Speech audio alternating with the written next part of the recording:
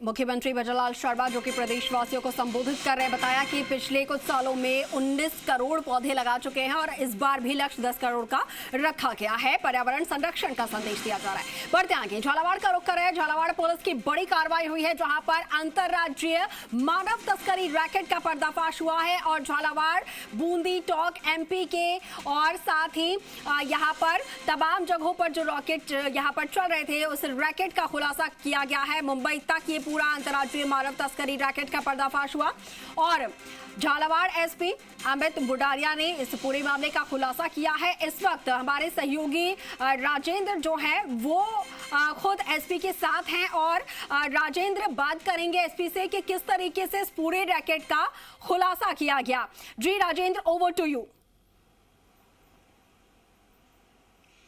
देखिए कशिश, अगर बात की जाए तो ये एक ऐसा सौदा जहां पर जान देने के बाद ही मुक्ति संभव है। परिजनों ने बच्चियों को बेच दिया। बच्चियों को बेचने के बाद में 3 लहर नेटवर्क चलता है, दलालों के जरिए वो देश के कोने कोने पर पहुंचाई जाती है।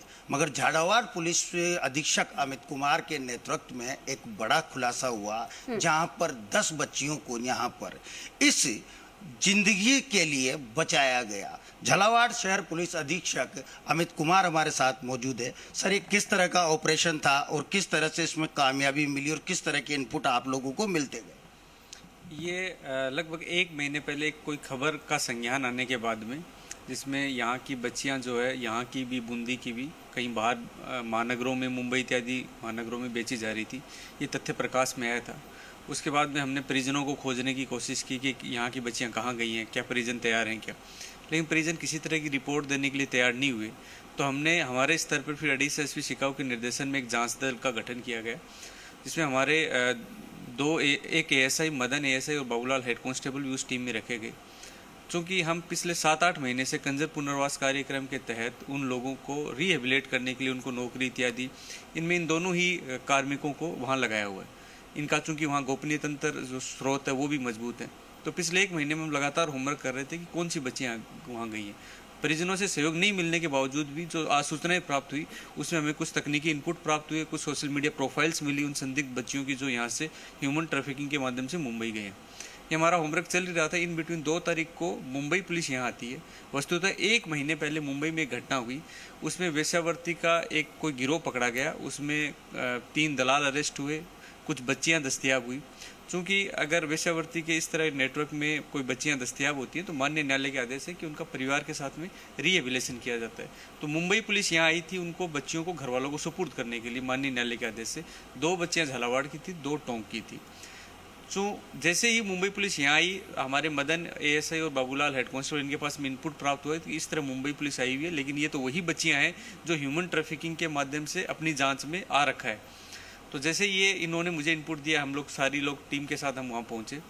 उसके बाद में हमने मुंबई पुलिस को वहाँ सूचित किया। वहाँ की मुंबई पुलिस के सीनियर अधिकारी, उनसे बात की कि ये तो ह्यूमन ट्रैफिकिंग करके गई हुई बच्चियाँ, ये बालिग नहीं होकर ये बच्चियाँ नाबालिग हैं, क्योंकि उनका रिकॉर्ड हमारे पास है। उसके बाद हमारे एएसआई मदन जी, इनकी तरफ से एफआईआर दर्ज होती है। अनुसंधान अधिकारी हमारे हर्षराज जी खरेड़ा है और एक एसआईटी का हमने अडीज साहब के नेतृत्व में गठन किया। उसके बाद हमने टोंक पुलिस को तुरंत एक वितंतु मैसेज भेजा, वहाँ के एसपी साहब से बात की कि आपके यहाँ भी जो 2 बच्चियाँ सुपुर्द करने के लिए आ रही हैं, ये वस्तुतः ये बच्चियाँ भी हो सकता है नाबालिग हो, क्योंकि हमारे रिकॉर्ड वाली बच्चियाँ नाबालिग आ गई और ये पूरी तरह ये चूँकि इसी गिरोह के माध्यम से लाई गई हैं, तो ये मानव तस्करी इनसे कराई जा रही थी। तो उसके बाद में वहाँ की पुलिस ने भी संज्ञान लिया, वहाँ भी हमारी रिपोर्ट के अनुसार एफआईआर दर्ज होती है वहाँ की। इसके बाद हमने वहाँ टीम रवाना की मुंबई और एसआईटी का गठन हुआ। इन बच्चियों से पूछताछ में जो भी तकनीकी इनपुट प्राप्त हुए वो वहाँ जॉइंट सीपी साहब हैं दीपक सर, उनके निर्देशन में वहाँ डीसीपी जोन 2 अमित काले सर और सचिन गुंजल सर हैं, उन्होंने वहाँ बड़ी टीमों का गठन किया गया। जब तक हमारी टीम पहुँची तब तक उनको लोकेशन को ट्रेस करना और उन पीड़िताओं की पहचान करना, ये कार्य हुआ। अभी तक हम 10 बच्चियों को दस्तयाब कर चुके हैं, जिसमें 7 नाबालिग हैं, 2 बच्चियाँ ऐसी जिनका रिकॉर्ड नहीं मिला, 1 बालिग है। ये सारी इसी गिरोह के माध्यम से, ह्यूमन ट्रैफिकिंग के माध्यम से वहाँ पहुंची है, जिनको वेश्यावृत्ति के जाल में धकेला गया। देखिए कशिश, इसमें सबसे बड़ा इनपुट जी पुलिस अधीक्षक झालावाड़ ने हमें बताया कि सौदेबाजी का एक पत्र तैयार किया जाता था। उस पत्र में क्या कुछ होता था पुलिस अधीक्षक महोदय अमित कुमार खुद हमें बताएंगे। सर, वो किस तरह का सौदेबाजी का एक पत्र होता था, लड़कियों को 34 लाख 27 लाख में बेचा जाता था और न तो बच्चियां घर आ सकती थी और उनको या उनकी मृत्यु हो जाती थी, उस तरह के भी तथ्य सामने आए। वो क्या करता? वो हमें इस तरह के 2 स्टाम्प पेपर मिले हैं जिसमें जो दलाल है उन्हीं के पास मिले हैं। ये इन बच्चियों को जब ये परिजनों से लेके आगे मानव तस्करी के तहत ये वेश्यावृत्ति के जाल में धकेलते थे, तो उस समझौते पत्र में ये उल्लेखित था कि या तो अगर ये बच्चियां वापस आ गई तो परिजनों को सारी रकम वापस देनी पड़ेगी, तभी उस रकम से छुटकारा मिलेगा। अगर वो बच्ची आत्महत्या कर लेती है तो दोनों पक्ष में कोई पक्ष झगड़ा नहीं करेगा, झगड़ा समाप्त माना जाएगा। तो इस तरह का तथ्य आना उस जांच के अंदर और उस स्टाफ में इस तरह की लिखा पढ़ी होना, ये एक क्रूरतम उदाहरण है जो ह्यूमन ट्रैफिकिंग है उसमें देखा गया है कि बच्चियों को उस लेवल तक परेशान किया जाना कि वहाँ आत्महत्या करेंगी तो छुटकारा मिलेगा। तो निश्चित तौर पे ये एक मजबूत एविडेंस है जो हमने हमारी फाइल में शामिल किया है और इनके खिलाफ मजबूती से इनके कोर्ट में इनके खिलाफ हम उस एविडेंस को लेके जाएंगे।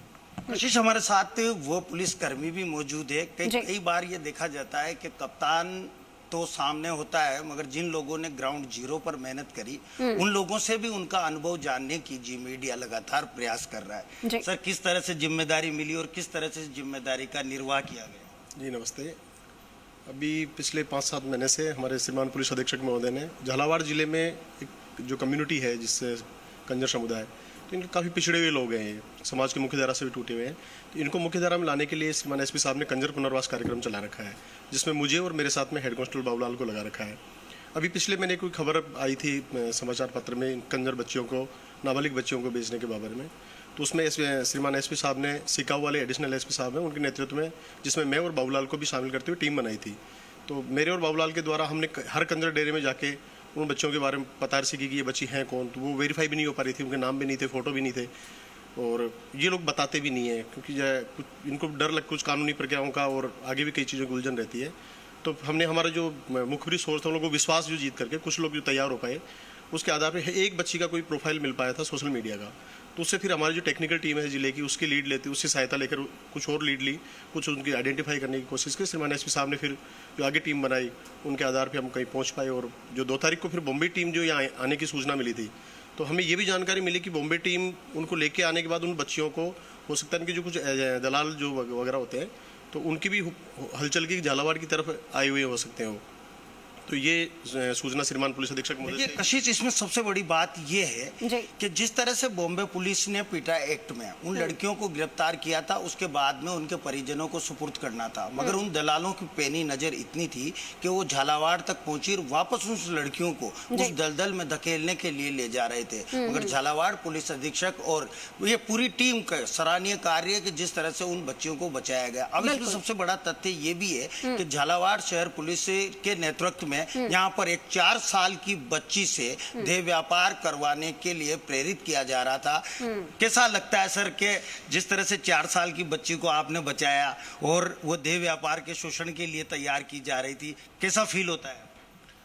देखिए सर, श्रीमान एसपी साहब के निर्देशन में हम कंजर पुनर्वास कार्यक्रम में पिछले काफ़ी टाइम से लगे हुए हैं और जैसे अखबार में खबर प्रकाशित हुई उसके बाद इन नाबालिग लड़कियां जो इनके समाज के लोग आर्थिक रूप से बहुत ही निम्न स्तर के और कर्ज के बोझ के नीचे दबे हुए हैं, तो अपनी नाबालिग बच्चियों को शंकरपुरा दबलाना साइड के इनके दलाल हैं, वो दलाल इनको अच्छी परवरिश और अच्छी कमाई का झांसा दे करके इनको खाली स्टाम्प पेपर पर इनके हस्ताक्षर करा के और अपने साथ ले जाते हैं।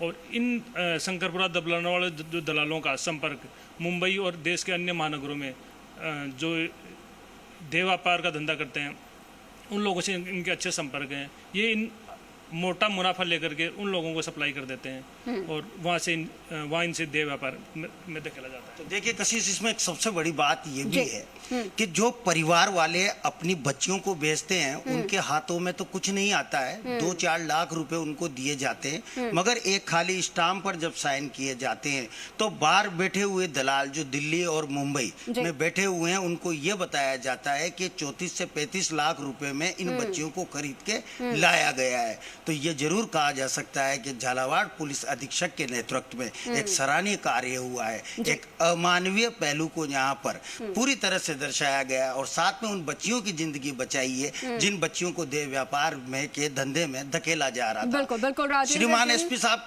के ने ये भी कहा है कि अब इन बच्चियों को नारी बिल्कुल बिल्कुल उन बच्चियों की जिंदगी को बचाया गया है क्योंकि एक नर्क में उन्हें धकेला जाना था और वहां से पुलिस का इस तरीके से बचाना, ये सराहनीय कार्रवाई जो है वो पुलिस के द्वारा की गई है, झालावाड़ पुलिस के द्वारा। ठीक है राजेंद्र, आपका बहुत शुक्रिया हमारे साथ जुड़ने के लिए और तमाम बातचीत के लिए।